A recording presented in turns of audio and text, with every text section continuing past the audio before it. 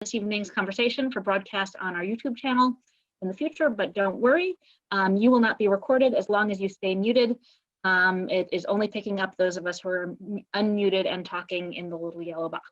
So it's only recording us, but please do feel free to use the chat throughout the evening for any questions you have or comments or recommendations of your own. Feel free to use that whenever. And then finally, just a big thank you to all of you. It's not been an easy year. It's still not an easy year in the world of small businesses and independent book selling, but we're still here. We're still chugging along. And that's thanks to all of you and your continued ongoing generosity and support. So thank you, everybody. And I'm going to turn things over to David to introduce our bookseller reviewers. Thanks, Rachel. Well, first off, another quick note, all of the books that are being recommended tonight are going to be able to be found at this link that I've just posted in the chat. And you can also find it by going to northshire.com and going to the Notes from the Shire blog, where it will stay up until the next one of these types of events. First up, we have Kirsten Swartz from the Saratoga Springs store. Kirsten, tell us about what you've been reading lately. Oh, I'm going to ask her to unmute first. Okay, I think we're good now. Hi, everybody. I'm going to be talking about a good handful of books. Most of them are pretty new, or they're coming out in paperback, and most of them will kind of be in that fiction, mystery, a little bit of romance genre. My first book I'm going to talk about is actually a young adult book, but I think that it would be great for anyone to read because it's got a bit of an older vibe to it. So I would say it's more new adult than anything. So that first book I'm talking about is called These Violent Delights, and it's by Chloe Gong. It is a young adult historical fantasy retelling of Shakespeare's Romeo and Juliet.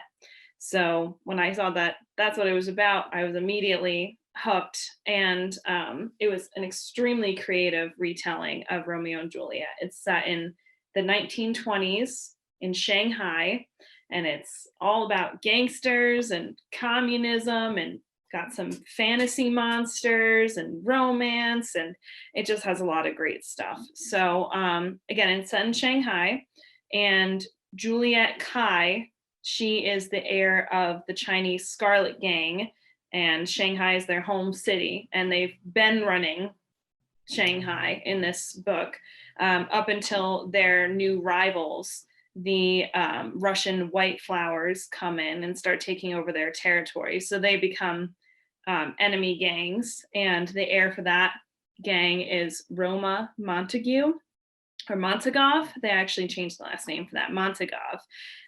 So he's the heir of that gang, and it's still got that kind of like against each other family dynamic. When they were younger, like teenagers, they fell in love secretly, but that ended really, really badly once both sides of their families found out. And Juliet was shipped to America, and she became a flapper girl in New York City. And 5 years after those events, she returned as a 19-year-old flapper girl, Americanized and ready to take over the gang. At the same time that she returns, there's this monster that's going through the city of Shanghai and infecting people, kind of like a virus, which is an ironic plot line for everything going on. And it's a really like gruesome infection that it does. It gets the infection for these people, like it gets into their heads and it drives them crazy, and they like kill themselves by, this is not gory, but they kill themselves by like ripping their throats out, which is, sounds gross, but they don't, it doesn't get too graphic in the book. So obviously it's becoming a real pandemic, and Juliet and Roma decide to work together and partner up their gangs in order to try to figure out what's going on, what this thing is, and why it's targeting anyone and everyone in the city. So it was really good. The enemies to lovers dynamic between the two was really good. There was a lot of different ethnicities, and LGBTQ was a little bit in there with some side characters. I think it just took some of the best parts of the original play and Chloe Gong made it into her own thing. And she originally wrote this book when she was 17 years old. So I think that's extremely impressive. So that was These Violent Delights. My next book I'm going to talk about, this one came out, I believe, January, and this is called The Push. That's by Ashley Audrin. It is technically classified as a fiction, but I would say it's a family thriller, absolutely. And it's set around the worries of becoming a new parent, specifically a new mom, and the trauma that parents before bring upon us, and what happens when parents' worst nightmare comes true. So the main character, her name is Blythe Connor, and she comes from a generation of bad mothers. Her mother abandoned her when she was 11, and the mother before that abused Blythe's mother. So there's never really been a solid dynamic between mother and daughter. So when it comes around to her falling in love and finding her husband, and then wanting to start a family, she's determined to be a good mom and be a loyal mom to her children. But when she has their firstborn, Violet, that connection's just not there. Something is really off. Is it her just not having that maternal connection, or is something wrong with the daughter? So it's kind of a guessing game. And the book is told really uniquely. It's told a second perspective, which is Blythe is talking to you, and she's saying, you did this, you did that. And the you that she's talking to is her former husband and the father of this girl. And at this point, they're not together anymore. Something has happened where he has Violet now and he's remarried, and her life is terrible. So it's really you following along and figuring out what went wrong with this family. And it's really shocking. It's really fast paced. I actually read it in 4 hours because I could not put it down. So if you liked, films like Orphan or books like We Need to Talk About Kevin, I think that you would really enjoy this book. I ate through it. So good. The next book I'm going to talk about, we actually just did an event for last week because it's new, and that's All Girls by Emily Layden. And Emily is a local author, and this is her debut novel, and very exciting for her. I read this and I really enjoyed it. And I think it's a great book for teenage girls to read, for adults to read, anyone really to read, and not only read a good fiction, but get educated about some really important and current issues. So this book is set during the beginning years of the Me Too movement. So I'd probably say that was like 2017-ish. And instead of just following like one perspective or two perspectives, we're following a good handful of students of different ages and different years at an elite all-girls boarding school called Atwater. And during the time that this story is being told, the school's in the grips of a sexual assault lawsuit and scandal. And these students are kind of being like thrown these accusations and not understanding why the school's reacting, or I guess not reacting, in a certain way. So I really liked that it was set in the point of view of many different girls at the school, because you're experiencing through their really young, innocent eyes the dangers of unhealthy sexual relations, and just toxic relations in general, and also experiencing what happens when some private institutions like Atwater don't try to help these girls, and instead of uplifting them and appraising and protecting them, they're silencing them and protecting their staff or protecting their image. So, and it's something that happens all the time, not just with boarding schools, but with private colleges, even public colleges. The only thing I will say about this book is that it can be a little triggering, because the way that it's told and how innocently it's told through such like young eyes, I would say that it did feel triggering at some points. It felt almost too real. So, and that's not a bad thing about the book. It's just something that you should mentally prepare yourself before getting into this one. But I do highly recommend it. I think Emily did a great job with this book. And the next book I'm going to talk about is a new book, and it just came out yesterday, and it's one of my favorite books of the year so far. And that one's called Honey Girl, and that's by Morgan Rogers, and this is her debut novel. This is a fantastic book. I mean, if you just look at the cover, that alone is gorgeous. It's classified as a romance, but I really don't think it's a romance at all. I think it's a coming of age fiction, and it's about coming of age late in age and having almost a quarter life crisis. And I think it's absolutely made for millennials like myself. And it's about this woman, and she's 28 years old. Her name is Grace Porter, and she just received her PhD in astronomy.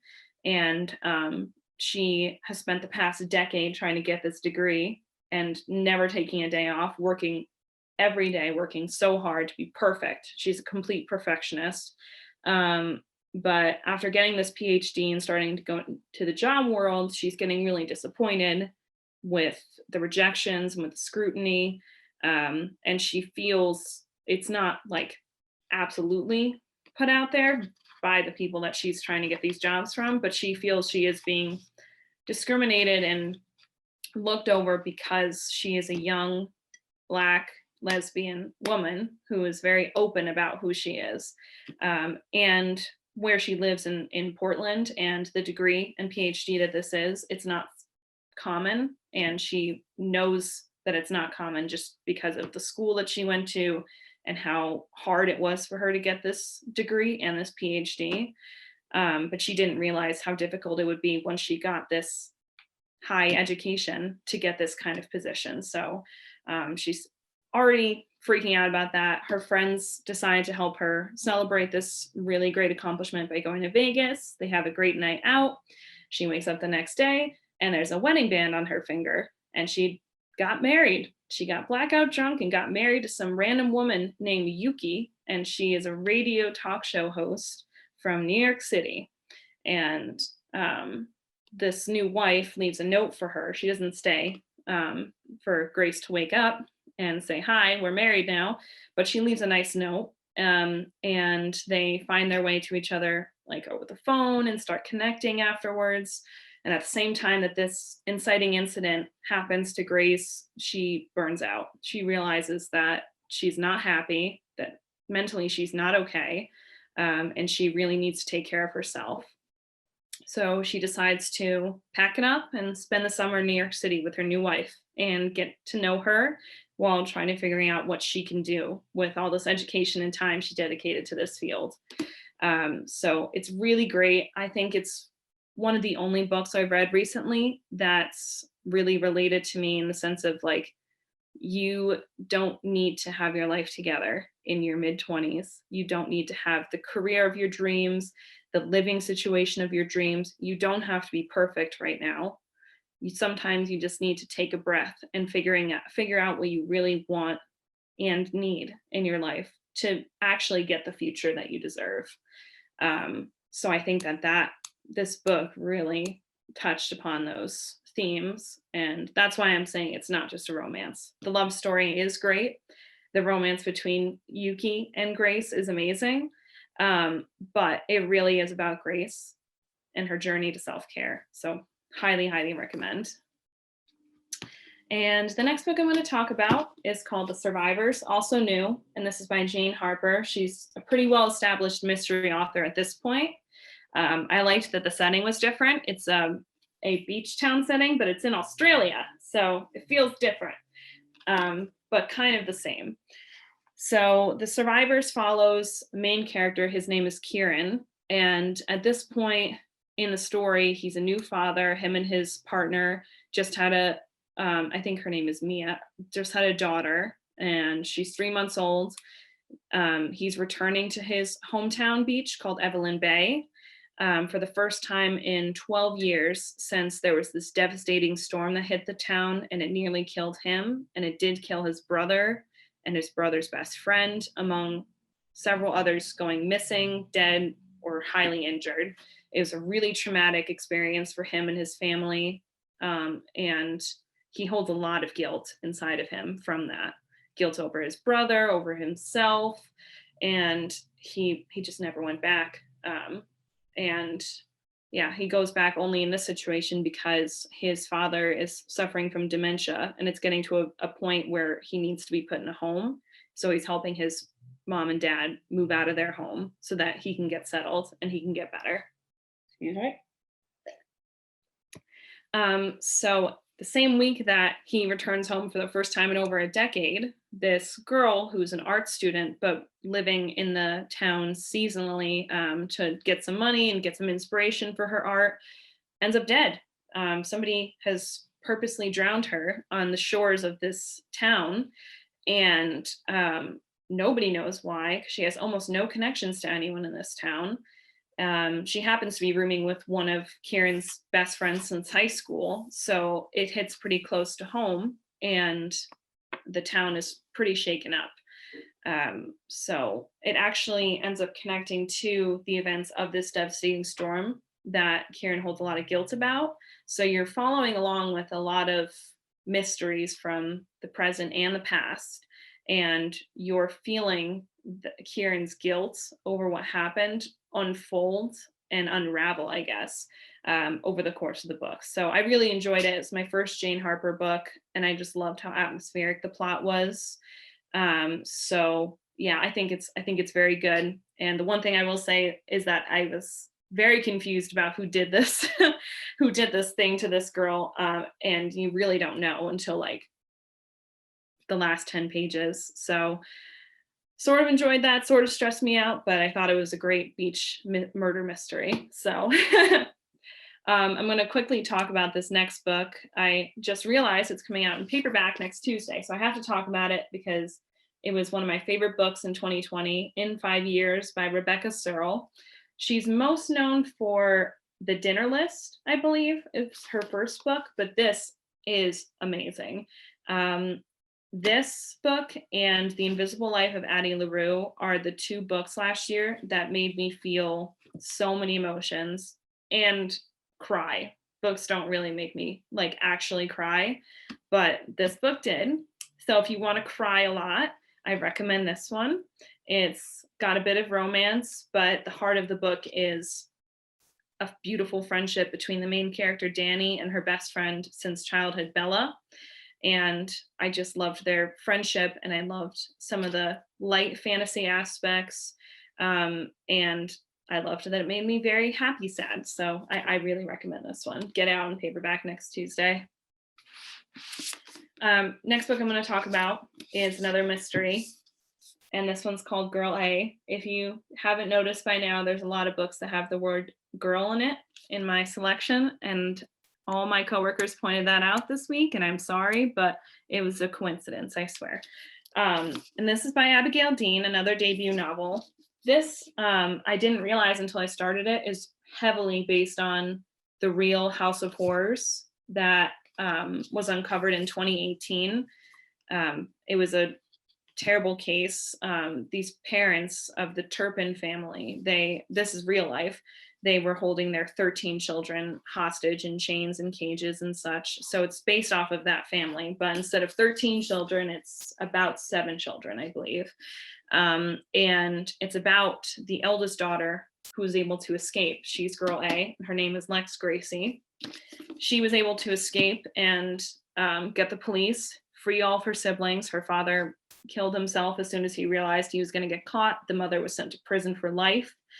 And the mother, years and years later, after all the kids are basically grown up, she passes away in prison from cancer. Lex at this point is a really successful New York lawyer. She's happy with her life. She's left all of what happened to her behind. All the siblings were adopted by different parents because the psychologists and the police involved at the time felt that them continuing to live together would never help them heal from their trauma. So yeah, they all lived very different lives. But once the mother died, she made Lex the executor of her will.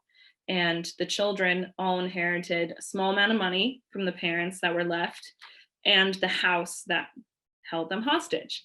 So Lex has to return to England and gather up her siblings and make a unanimous vote on what to do with the house, because the town wants it demolished, but most of the siblings want to do something good with it. And she has to try to persuade everybody to vote it into becoming a community center.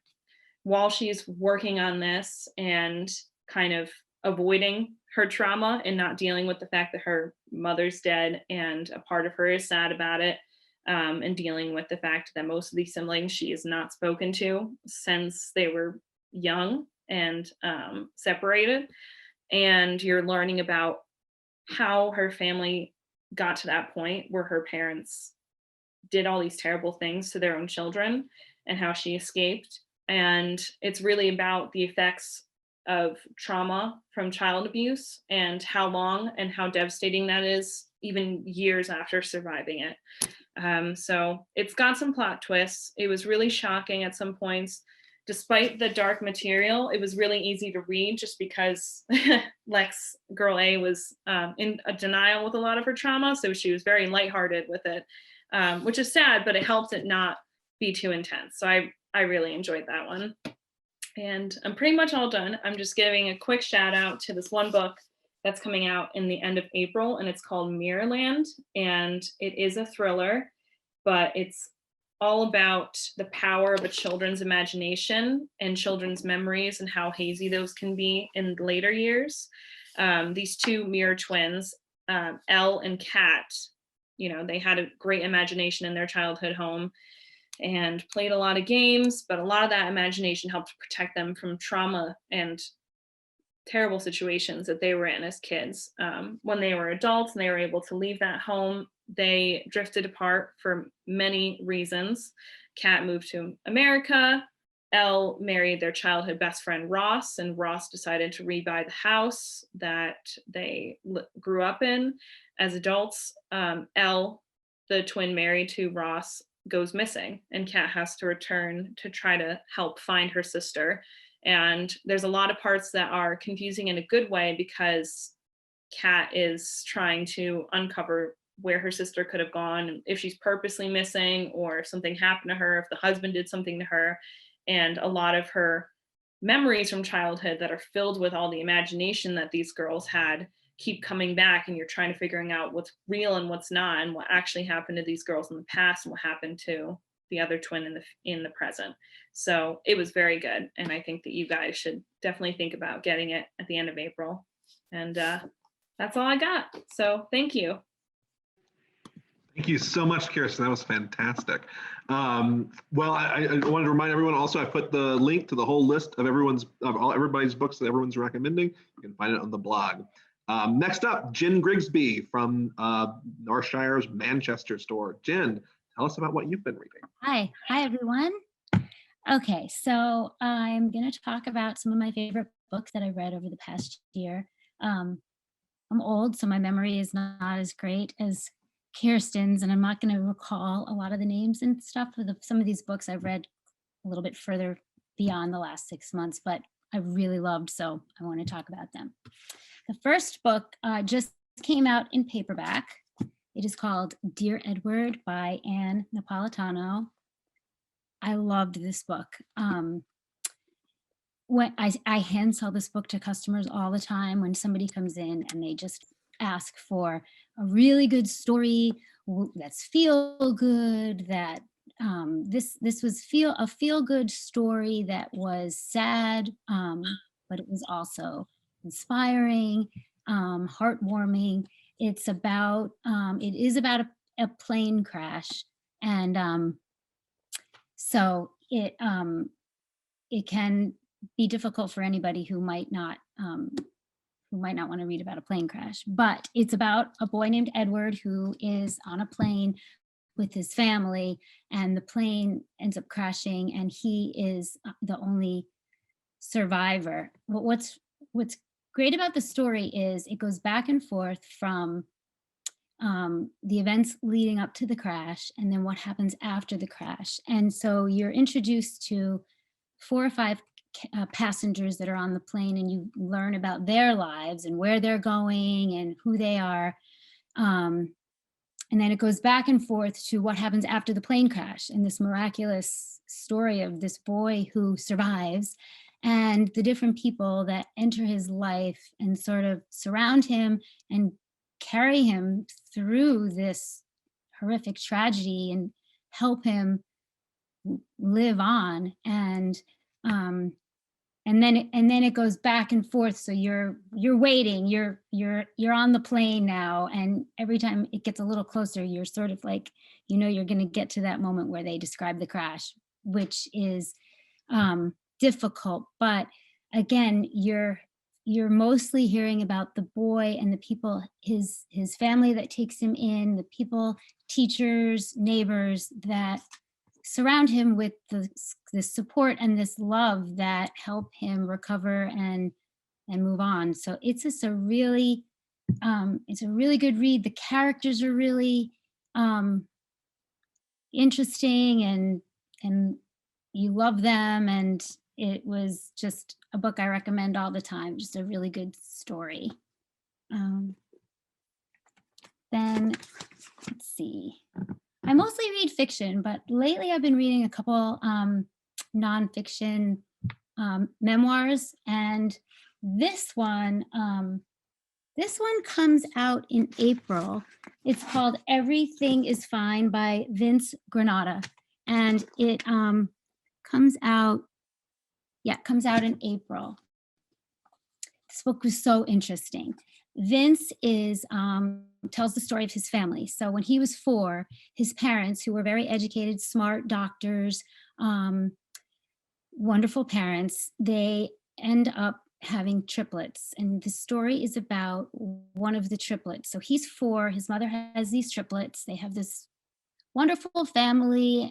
All four of the siblings are overachievers. They're athletic, they're smart, they're focused, and they have this wonderful family. Then Vince goes off to college, and then the triplets go off to college. And it's 2 boys and a girl.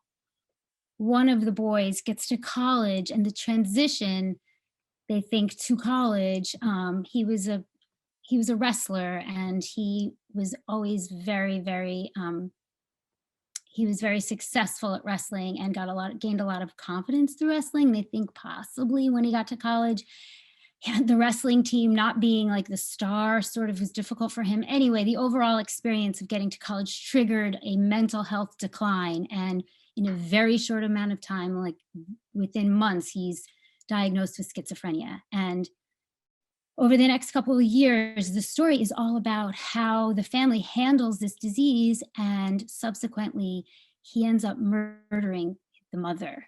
And it's so interesting. And the point I think that he really tries to make is how these parents and the whole family, they're so involved and they are so educated. They're doctors, and and they still couldn't prevent this tragedy. And it kind of snowballs. It happened so quickly. By the time he almost finishes college, he comes home and they think they have a handle on it. They're not really sure. And like very quickly it goes from manageable to he just derails. And schizophrenics usually don't, they're usually not violent. There's a high rate of suicide, but it's very rare to be violent. And it's just a really interesting story about how that happened, and the other siblings. And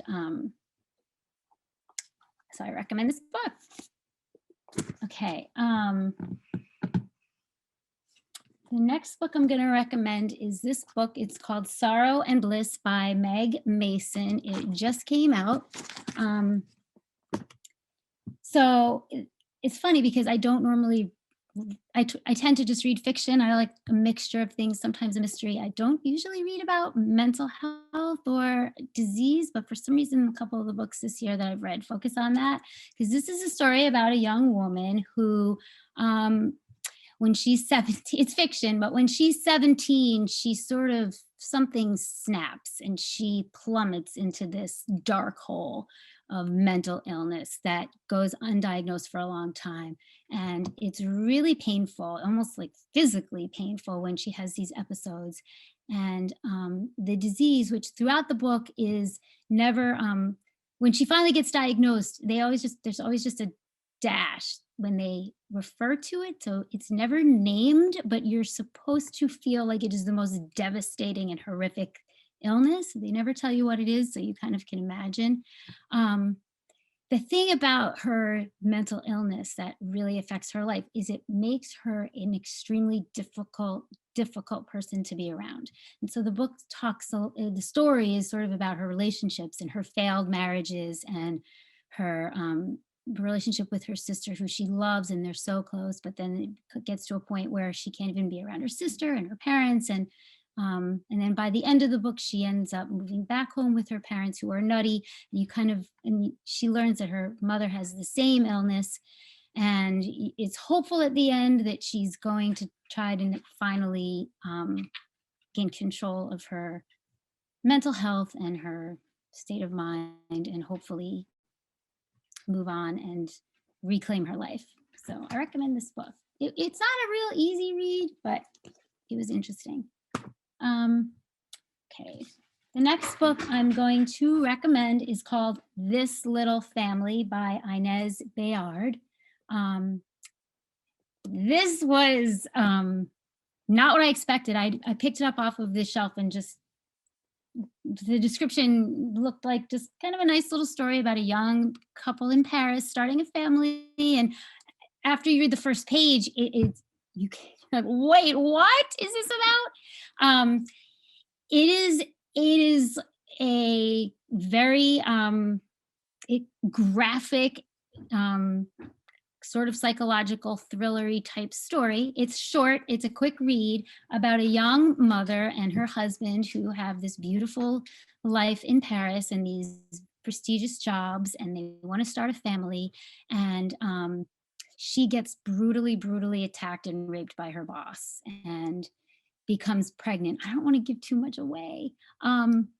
So she becomes pregnant, and she is so traumatized and damaged and terrified that she's going to have the rapist's baby, that she starts to completely disintegrate. I don't know if I want to give anything away. Never done this before, so I don't know, because it's kind of predictable at the end anyway, but she completely goes from happy, normal person to off the rails. And the first page of the book sort of tells you what ends up happening, and then it goes back to the beginning and it leads up to this fatal catastrophe at the end. She keeps this secret. That's part of why she really goes crazy, is she doesn't tell anyone. She's afraid she's going to get fired, and it's sort of like typical in that way. But she's convinced that this is the rapist's baby, and she, when the baby is born, she can't even take care of it. There's all kinds of negligence involved, and her family doesn't understand what's going on, and it is really good. So exciting page turner. Okay, I'm gonna go a little bit quicker now. The next book I would like to review is Snow. I think a lot of people might have read this book recently, by John Banville. It just came out in October. I don't usually read books like this, and I started it. A lot of people, my coworkers, were talking about it, so I picked up a copy, and I really liked it. It's a mystery, and it's sort of like the genre is like a dark and stormy night, kind of. It's all about the imagery and the cold and the snow, and it takes place in Ireland, and it's all of the characters almost feel like they're part of a stage, like a play. He even talks about it. Each character is sort of almost like a costume play actor playing the part of the typical person who's involved in this murder mystery. And it starts out, he shows up, there's been a murder. It's a priest in this old home, and then there's all the family members, and it's sort of like he's trying to figure out who did it. And he's a very likable detective, and he, by the end of the book, he solves the case. But it's sort of not even so much for me, it wasn't so much trying to figure out who did it, but just enjoying the imagery and the story and the language. It was really good if you're looking for a mystery, and it makes you feel cold while you're reading it. I mean, it's just freezing cold throughout the book. So, okay. And then the next book is Big Summer by Jennifer, is it Weiner? I don't know how to pronounce her last name. A really, really fun book. We were just talking about this. I've only read one other book by her, and I will now make sure to read all of them because she's really fun.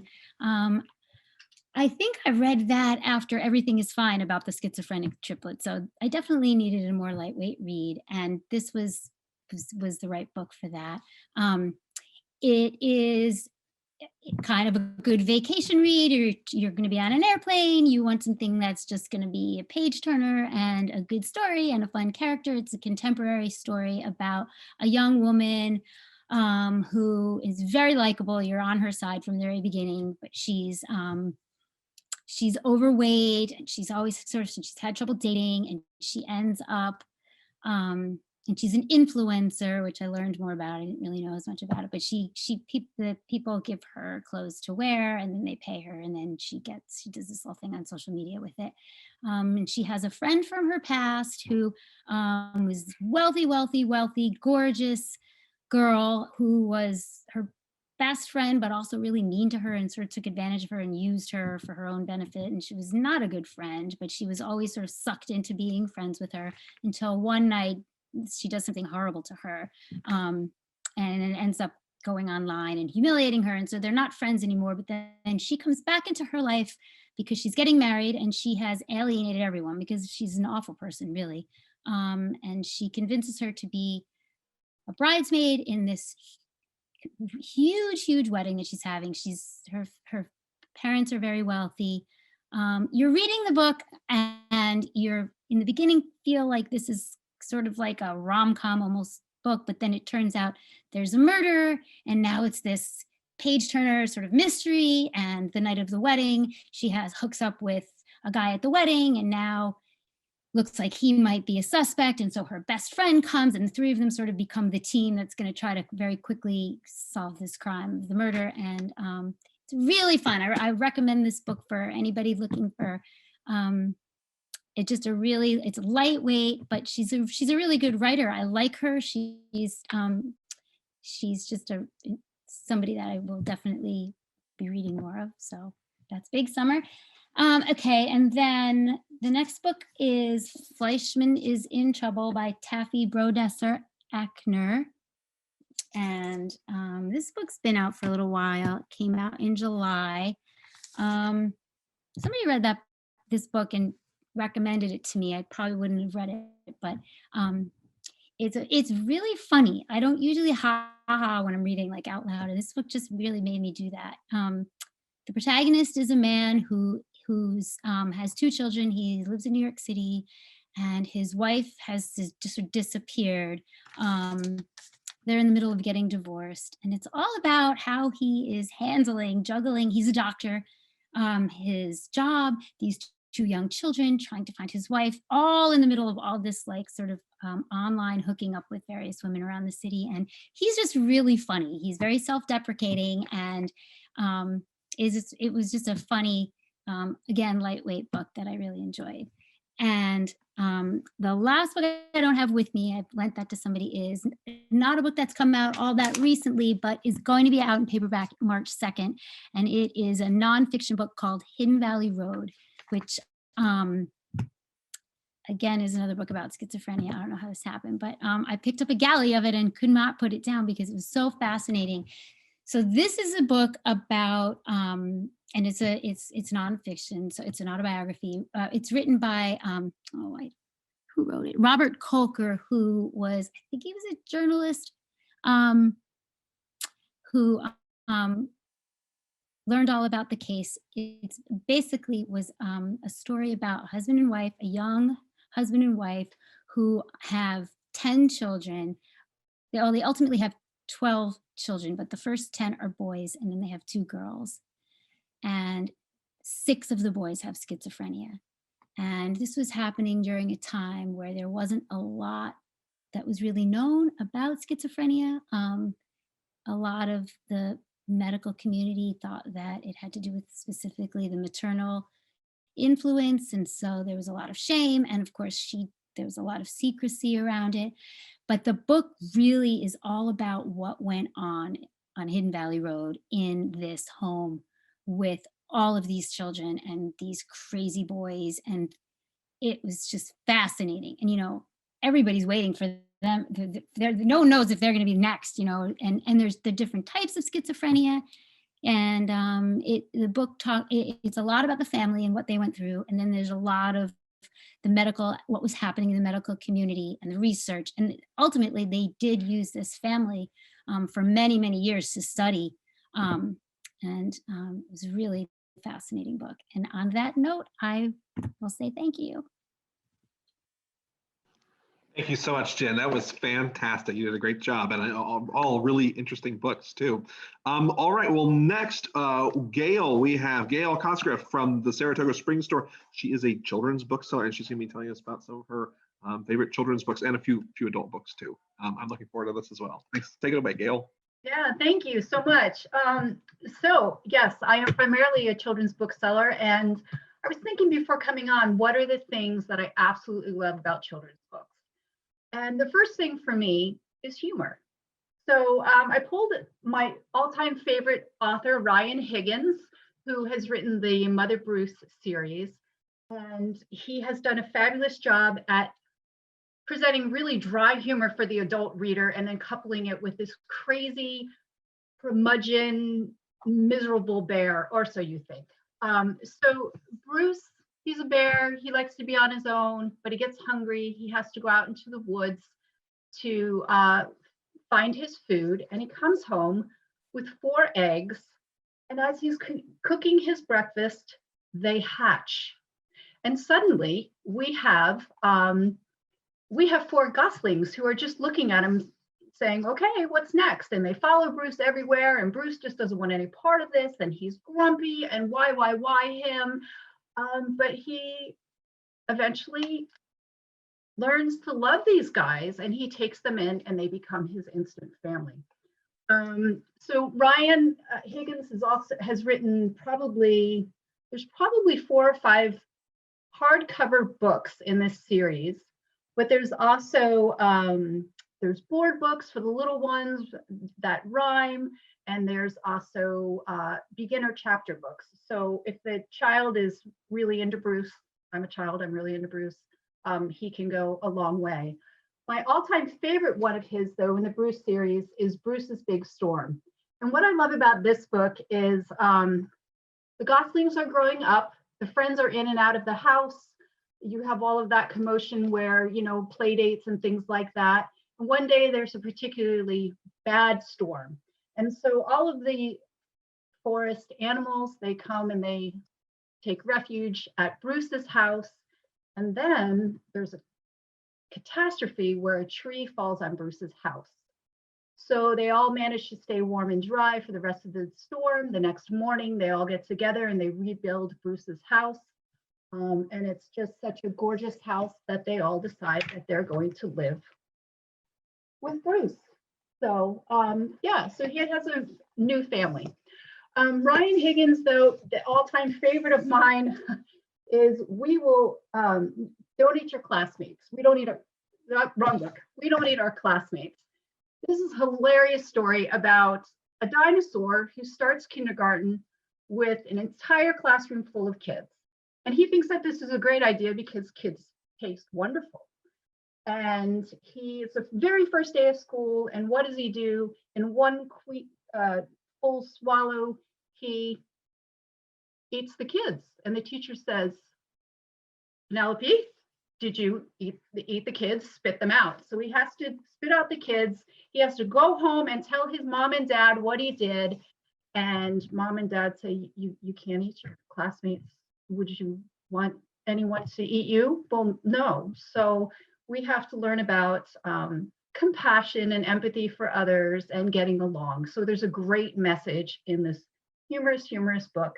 After he wins over all of his friends, he becomes a rock star, and this is We Will Rock Our Classmates. Hilarious. So that's one of the things that I love about children's books are humor. If you have a little one who gets that humor with you, you can have a fantastic time. The second thing I love about children's books are rhyming books, and this is Maka the Alpaca. There's a whole series of these books written by Matt Cosgrove. They're rhyming, and the younger ones love to hear stories over and over again. They love to be able to tell the story with you. They love the bright pictures. The graphic designer in me isn't really thrilled with this font, but no toddler cares. So it's just hilarious. There's a whole series of these. They're rhyming, they're quick, they're funny. the last thing for me, anyway, that makes, or one of the three things for me that makes a great book are illustrations. And I am in love with Jerry Pinkney. I think anything he does is brilliant. I would put any of his artwork on my wall. In fact, I encourage you to go to his website to see these things. He has illustrated a number of fables. Some of them are wordless. And as you can see, maybe the art, a wordless book is fabulous for kids because you can sit down and you can have a different retelling of the story time and time again. You can find more detail as you go along. So he's done this with the Three Billy Goats Gruff, the Ugly Duckling, but he's also illustrated books by Margaret Weiss Brown that are beautiful and gorgeous and have words in them. Yeah, so this is an example of the work that he can do. So I wanted to move on to some very contemporary new children's books that I thought were just excellent. This one is Alfie. And Alfie is, she's turning 6 years old and she gets to go out and pick her very own pet. And she chooses a turtle. And she brings home the turtle and she sings to it and she dresses it and she makes its habitat really nice and warm and cozy. And she reads to it, but it's a turtle. And the turtle doesn't really respond and she loses interest in the turtle. But the turtle has heard everything all along, like how she told him, oh, we have the same birthday. I turned 6, I got you, we have the same birthday. So on this 7th birthday, he climbs out of his habitat and he goes searching for the perfect gift. And he's searching and searching, and he dives deep down into the pond.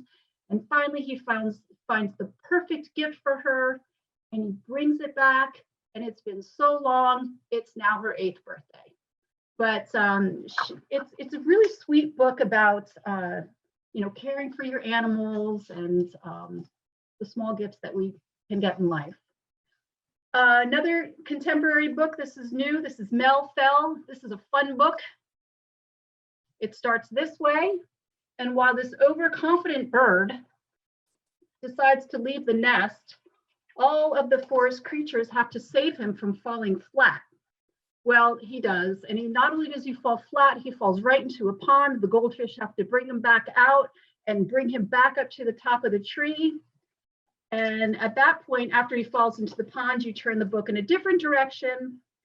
And it is only right as he gets to the top branch that he begins to flap his wings. And so he thinks he's done the whole thing perfectly. But it's a cute story, great illustrations, and a lot of laughs for that one. Bear Island is, this is by Matthew Cordell. He is one of my favorites. Beautiful illustrations. This is actually kind of a sad book. This is a book that I would put in probably our first experience section, because it is the story of a little boy who loses his pet, his dog, and the loneliness that he feels that summer and all the memories that he has from going off to a little island with his dog always in tow. But this year on the island, he makes friends with a big bear, and he and the bear are great friends. But fall is coming, the bear is going to hibernate, the little boy has to go home. And it's, again, a very sad time for him, but he gets home and his parents surprise him with a new dog because they feel there's been enough time and he has his new best friend. Kate Mesner is, sloth wasn't sleeping. I mean, what's not fun about a sloth? This is a great story for kids who have a hard time falling asleep because of worries. And what I really liked about this book is it's not just another book that, mommy, can I have another glass of water? Mommy, will you read me another book? This is a story with a child who has a sloth, who has real concerns about falling asleep, about monsters that he dreams about things he worries about. And mom teaches him how to take a deep breath, count to 3, and imagine that these worries are floating off on a leaf or on a cloud. And so they do that time and time again. And with that repetitive closing your eyes and letting it all go, sloth finally falls asleep. It's a beautiful story. Okay, so I know I have a lot of books here, and I'm trying to be quick. I don't want to be so quick I don't give you enough of an idea.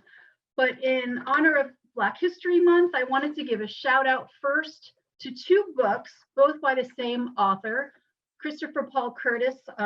One is Bud, Not Buddy, and the other is The Watsons Go to Birmingham. These stories are beautifully done. They both take place in Flint, Michigan. Bud, Not Buddy takes place in the 1930s. Bud is an orphan.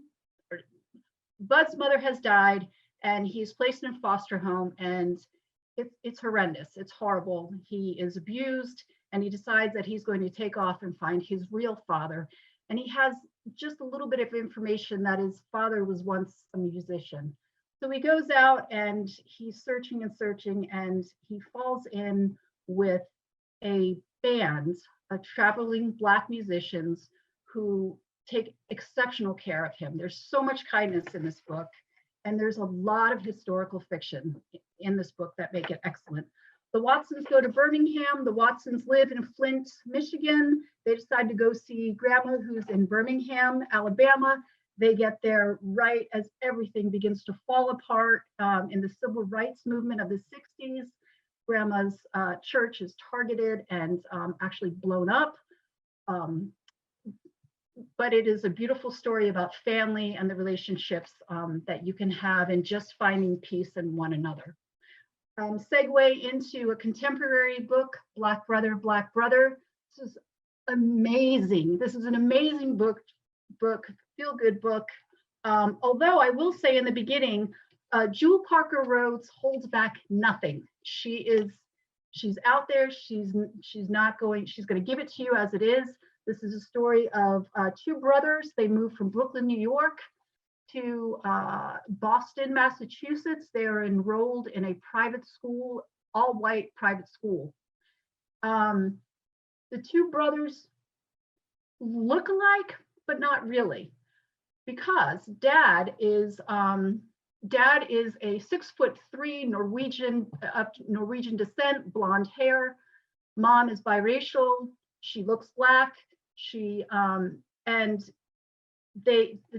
The younger brother of the 2, Dante, is targeted because he's Black, and it's ridiculous. It's almost appalling the way I know we've touched on this before on books earlier, what the administration will do to this child and how he's disciplined unfairly. So let's see. He is suspended from school. So here's the deal. There's a pencil thrown in the classroom. He is targeted. The teacher sends him to the principal's office. He's trying to be respectful and follow his dad's rules, which are, yes sir, yes ma'am. And after he gets a tongue lashing, he goes to leave, and he's angry. He goes to slap his backpack on, and he flings it too far, and then they call the police, and they take this boy in those white, he's handcuffed. He's taken down to the police station. He's thrown in jail, and his parents come to get him, and they've messed with the wrong parents. Mom is a lawyer. Dad is he's a ex-active duty military, and they're not happy. So mom goes to court over this whole decision. But in the meantime, the boy is suspended. And while he's suspended, he goes to the YMCA and he finds this gentleman to teach him how to fence. He's at a white preparatory school. Fencing is the sport there. And this kid has a lot of natural talent, and he learns to work through all of his anger and frustrations with this sport that requires you to be very poised and deliberate in your actions. It's a beautiful story. It has a great ending, and I highly recommend it to everyone. So from there, I wanted to talk about some Newberries this When You Trap a Tiger, it's such a sweet book. It's a little sad. I know Kirsten doesn't like to cry, but I kind of do. It's one of the I love a good middle reader book because they make me cry. So this is the story of Lily and Sam are going to visit Grandma. Actually, they're going to move in with Grandma. They've been living in California. Grandma is very ill.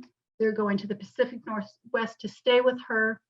Grandma, they are of Korean descent, and Grandma has always been a great storyteller. And the girls have a lot of memories from that, particularly Lily. Sam is a little bit angry over the whole move. She's an adolescent. She doesn't want to be there. But Lily begins to really bond with her grandmother, but she can't figure out quite what's going on. She has a lot of these, she knows it's a stressful time, that something's not right with Grandma, but, and actually it's Halmani is what the name is in Korean. And she believes, she sees these visions of tigers, and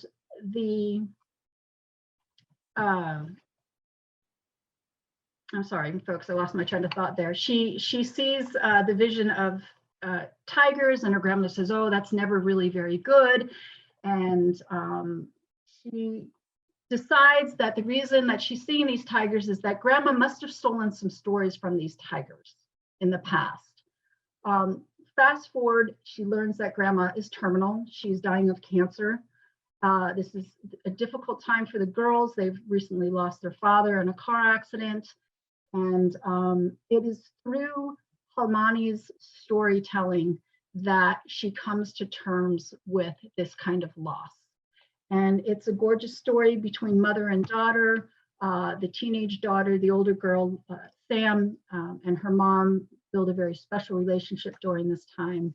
And it's really about family being there for one another. Quickly, I'm not going to go into this too much. This is a runner-up for the Newbery, and it is fantastic. It is also with Asian characters. A Wish in the Dark takes place in this magical world set in Thailand, and it is very, I'm reading this and I'm like, my goodness, this is kind of like Les Miserables.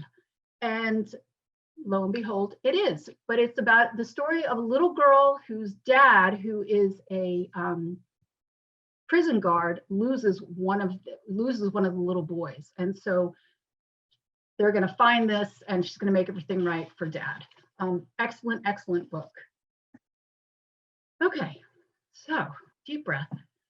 I wanted to talk real briefly about some adult fiction and nonfiction.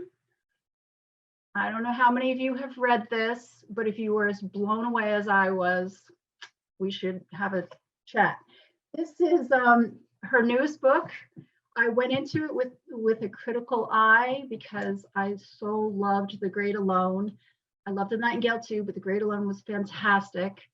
But this is a story of a young woman, 25 years old, still living at home with her parents, who have basically neglected and somewhat abused her emotionally.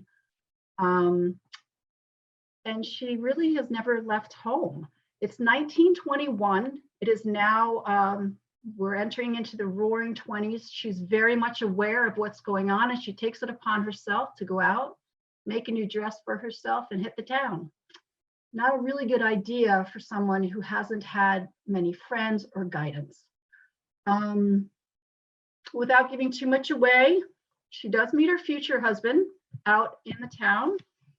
Her parents, because he is Italian and because of all sorts of other circumstances, disown her. She goes to live on the farm with her husband, and she basically puts behind the life, she puts behind her parents. She makes an attempt after her first daughter is born to bring it to her parents to show them. They take one look, see the dark skin, and close the door on her. But she really thrives in this farm life. She finds that she is a very strong person, not only emotionally, but physically. And she works, very hard to become part of this family. Fast forward, it's now 1934, and the Dust Bowl, the dust storms have arrived, and it is absolutely devastating. And it's amazing how well she writes about these storms. You can feel it. You can feel the electricity. You can feel the wind. You can feel the sand whipping. You can feel it in every crevice of your body. The animals are dying, and children are developing pneumonia because they're breathing in this air. Her youngest son almost dies, and when she goes to pick him up at the hospital, the doctor says he will not survive here. At this point, there are black storms coming in, the topsoil is gone, it's a mess. So she reluctantly leaves the farm, leaves her in-laws. Her husband has already left. That's a story that I'll let you read about. And they go from Texas to California. Horrendous journey, only to arrive to California to be abused by laborers, and it's a whole mess. They're living in absolute poverty. The children are not, there's no food for the children. Her children are forced to pick cotton during the summer months. She does insist that they go to school, but they're just terrorized at school.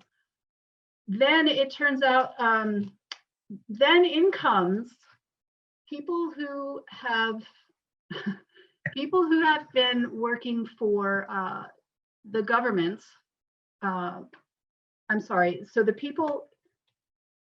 finally people come in and to defend these workers. They're members of the Communist Party. We get into that whole scene of Hollywood backing the communists to try to radically change some forms of government.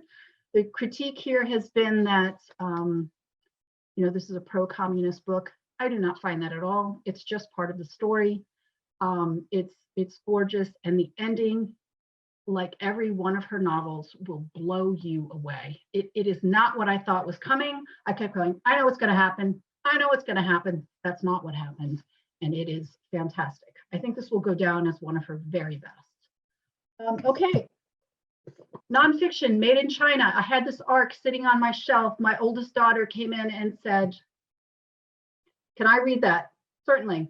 She read it quickly and handed it to me and said, "You have to read this." This is a fantastic story of a woman out on the West Coast who is opening up, a fantastic true story, opening up her Halloween decorations, and out drops a letter.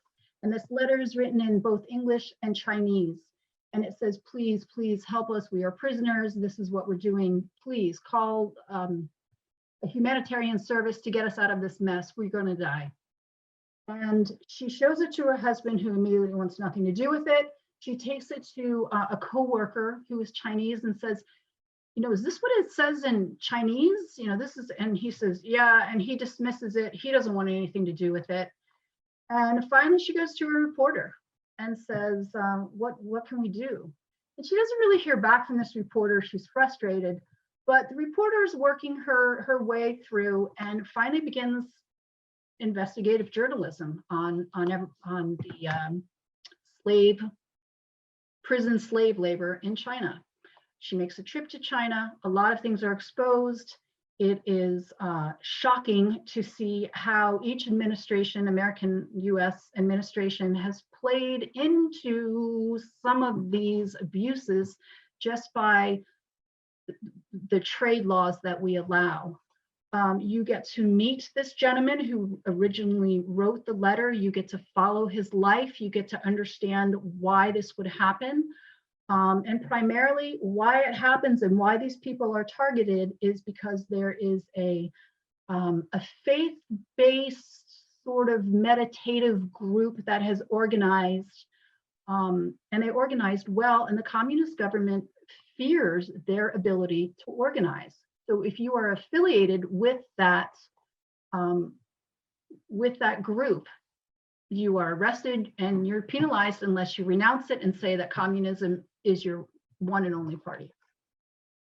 Horrifying. Good. And You will never be able to shop in Walmart or Five Below the same again. Okay, so last but not least, I know I'm running out of time here. Think Again. This is amazing. This book, there was a review by Brené Brown, who I think anything she does is amazing. So I went and found it in the bookstore, and I pulled it off the business management section. And why wouldn't I? Because Adam Grant is the youngest tenured professor at the University of Pennsylvania's Wharton School of Business. I knew all of that going into this, yet I still wasn't prepared for the number of graphs and things that he showed me. I'm not a graph girl. I just, So I read this book about how to think, how to retrain yourself to listen, how to understand what somebody is really saying to you, and how to look at opposing views with fresh eyes. It's kind of a, hey, you know, you change your hair, you change your clothes, why not change the way you think? Why not try to, this is a time more so than ever that we need to really listen to other people. So I thought it was great. And then once I went back and I read some of these charts and graphs and comics, it's actually hilarious. So he's a very good writer for someone who's writing a business book.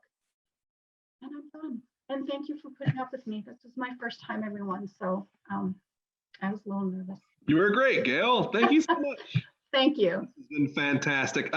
Gail, Jen, Kirsten, it has been a real pleasure. And we'll see you and everybody at another bookseller chat in March, and at another Northshire live event soon. Have a good night. Thanks, everybody, and have a great night.